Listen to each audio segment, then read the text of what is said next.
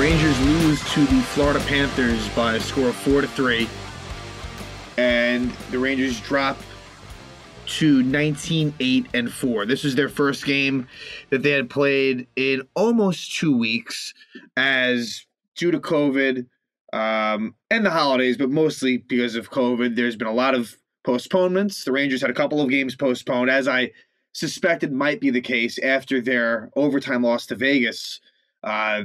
They had 2 games that were postponed, one versus Montreal, another versus Detroit. And so this is their, a really tough first game back.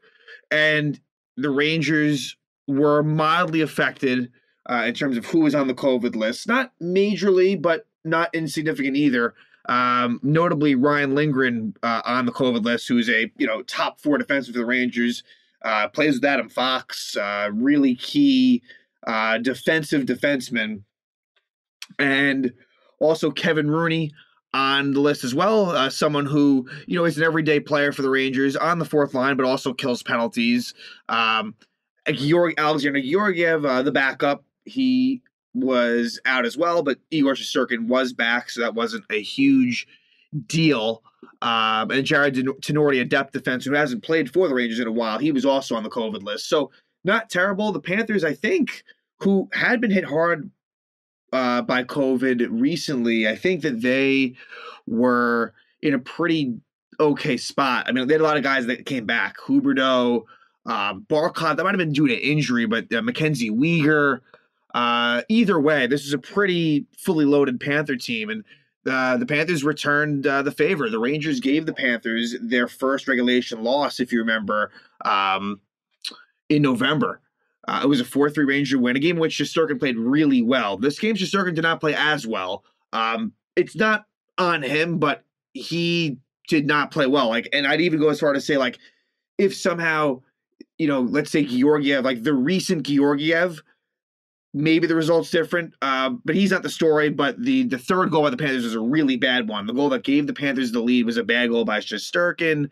But yeah, this is just the first regulation loss that the Rangers have had all season when leading after 2. So they've blown games at points where they in all those games they were able to at least get a point. This one, not the case, where the Rangers had a 2-1 lead going into the third period and they came away empty. And the Panthers are a really good comeback team. This is the 4th Panther win when trailing after 2 periods. That is a very high number. They have 9 points, 4 wins and 1 loss in overtime or the shootout. When they're trailing going to the third, that's pretty impressive. And this is a game the Rangers definitely could have won. Libor Hajek would take the spot of Ryan Lindgren with Adam Fox. And, for some reason, MSG Networks, are giving, Hajek credit. And he did get an assist. And really, it was an assist that he didn't really do a whole lot for. And he did mix it up a bit. I'll give him that, although he did take a very key penalty that would eventually lead to the Panthers tying the game up. I just think it was a tall task to ask Hajek to take Lindgren's spot. It was a game in which we did see Nemeth and Lundqvist, and I should mention that Lundqvist returned because he had been out before, all these postponements. He had been out with a non-COVID illness, so Lundqvist is back in lineup. I thought he looked all right. Not great, not terrible. And so we'll see what happens. I wonder if Zach Jones gets a chance. Zach Jones, he was called up, just in case. Now they have taxi squads, as they did last season, because now, to take extra precaution, those taxi squads might be, come in handy. And the Rangers actually did, beyond just the taxi squad, they did call up Zach Jones. So I'm wondering if maybe he gets a chance until, maybe against Tampa, if Ryan Lindgren remains out. But this is a game that saw Greg McKegg play essentially in the place of Kevin Rooney on the fourth line. But I still think that Gerard Gallant needs to switch up these lines. I still don't love the forward lines. It is tough for the Rangers to score goals, even strength.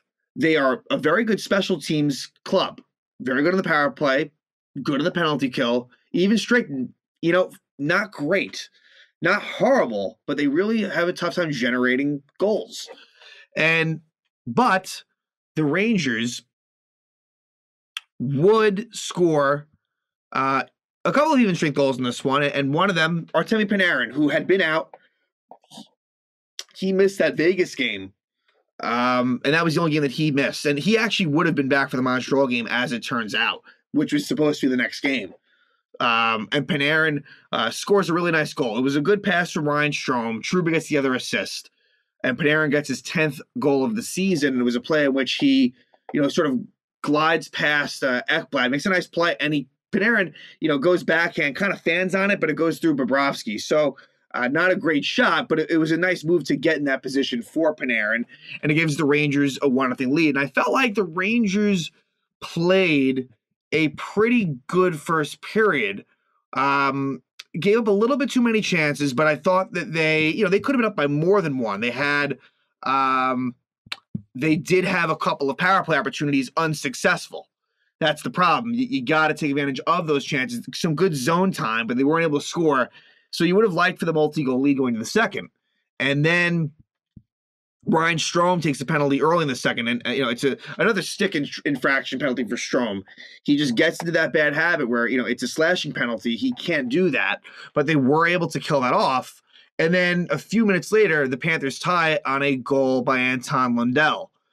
Makes it 1-1. And the Rangers would still do it. There was a pretty good second period for the Rangers. Really, honestly, they played pretty well, and the Rangers would take the lead as Mika Zibanejad, who had a lot of chances in the first and couldn't score, does score here. And it's really all Panarin. Panarin makes a really nice he's really good at lifting the opposing player's stick, stealing the puck, makes a great play, great pass, and Zibanejad scores past Bobrovsky, gives the Rangers a 2-1 lead. Hajek gets an assist as well. And this was after on the tying goal. Panarin, not a great job defensively by Panarin on that sequence, but he makes up for it and more. Panarin was really great, very much so offensively. So the Rangers take a 2-1 lead going into the third. And the Rangers have had some struggles protecting leads, but like I said, never to the point where they didn't at least get a point. That speaks for something, but it is becoming a bit of an issue. And the Panthers really were the better team in the third.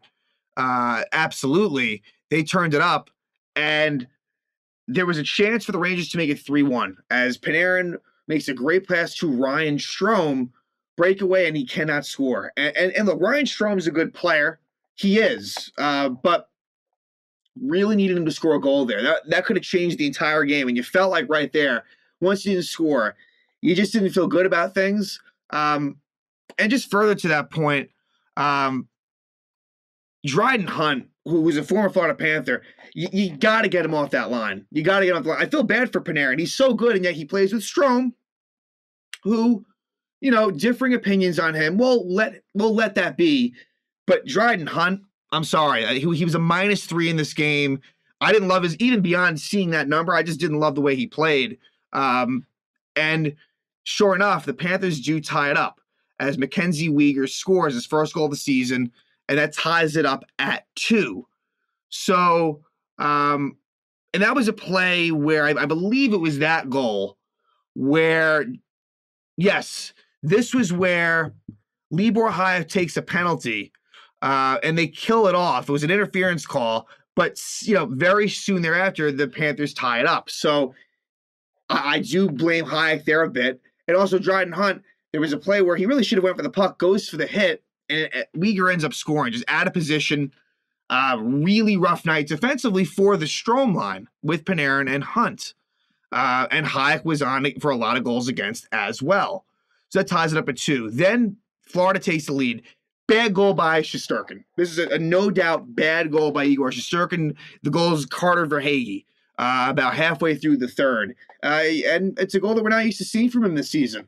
It needs to be stopped. Needs to be stopped. No other way to put it. That's on Igor. And so the Panthers make it 3-2. And then 4 minutes later, it would again be the Strome line where, Hunt was out of position. Panarin kind of falls down. And the former Ranger, Anthony Duclair, scores his 10th goal of the season. And that right there put the Rangers in a pretty rough position. As the Rangers are down 2, they would cut it to 1, as we've seen them do. This reminds me of the Colorado game in Colorado, where they would, cut the lead to 1 as Chris Kreider scores his 19th goal of the season, assisted by Kakko and Zibanejad, with 45 seconds left, cuts it to 1, makes it 4-3, but the Rangers would not be able to do anything from there. They would not be able to tie the game up, and the Rangers lose 4-3.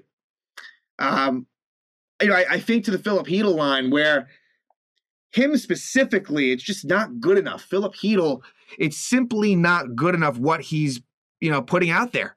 I think he's getting worse, in my opinion. From what I'm seeing, I see regression. And it's not like he was really doing all that much to this point in his career. Julian Gauthier, yeah, there's skill there. There's talent level there, but he's someone who really has a tough time burying the puck. He's not much of a goal scorer. He just simply isn't. I mean, we saw he was in the AHL when he was in the Carolina system. Hasn't really been the case here. And then Lafreniere, is someone that you still want to see more from. But what I do know is you don't want Dryden Hunt in the top 6. That experiment needs to end for sure. So a tough game for the Rangers, one in which I was hoping that they would find a way to get into overtime. They did not. They lose it in regulation to the Panthers. And next is Tampa, a home and home with Tampa. Tampa will be coming off of a game against these Florida Panthers. So you hope to face a Lightning team that's a little bit tired in what should be a pretty important game, a division rival of theirs, in-state rival, the Panthers. So maybe you somehow catch the Lightning in a good situation for yourself, but I don't know. I think that's going to be really challenging. And I would be really thrilled if they can just win one of those games. That's a New Year's Eve, Friday night at Tampa, and then a Sunday afternoon game against the Lightning at the Garden. So it won't be easy, but we'll see what they're capable of doing. Again, the theme here seems to be that the Rangers, they are very good at beating teams that they are better than. And there's something to be said for that. You need to take advantage of those games, but they're not great at beating teams that are as good or better than them. And that's why these Tampa games will be a really good test. We'll see if somehow they're able to pull out some wins, but it won't be easy. And again, Rangers lose to the Panthers 4-3.